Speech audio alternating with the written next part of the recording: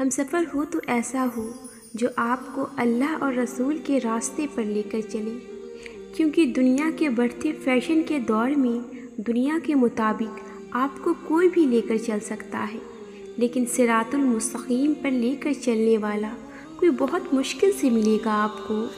ایسا ہم سفر جو پہلی رات آپ کو اپنی امامت میں شکرانے کی نفل ادا کرنے کو کہے، ایسا ہم سفر جس کو صرف آپ کی سیرت سے محبت ہو، جس کو آپ کی سیرت جان کر ہی محبت ہو جائے، ایسا ہم سفر پانے کی دعا کرو جو آپ کو دنیا نہیں آخرت سنوارے، جہاں آپ دونوں مل کر اللہ کو راضی کرتے ہوئے زندگی گزارے، یہی خوشگوار زندگی ہوگی۔ یا اللہ، میرے نصیب میں ایسا ہم سفر لکھنا جو میری غلطیوں پر مجھے بچوں کی طرح سمجھائے، جو میرے ساتھ دنیا گھومنے کے بجائے خانہ کعبہ اور مدینہ منورہ کی زیارت کرے، اور مجھ سے کبھی تیری نافرمانی ہونے لگی تو وہ میرا ہاتھ تھام کر کہے، میں جنت میں اکیلے نہیں جانا چاہتا، مجھے جنت میں بھی آپ کا ساتھ چاہیے۔ یا اللہ، ایسا ہم سفر عطا کرنا جو ہر وقت مجھے تیری یاد دلائے۔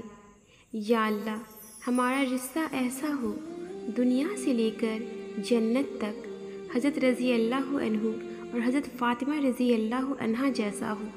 ہم سفر وہ دینا یا رب جو مجھے تیری راہ سے غافل نہ کرے۔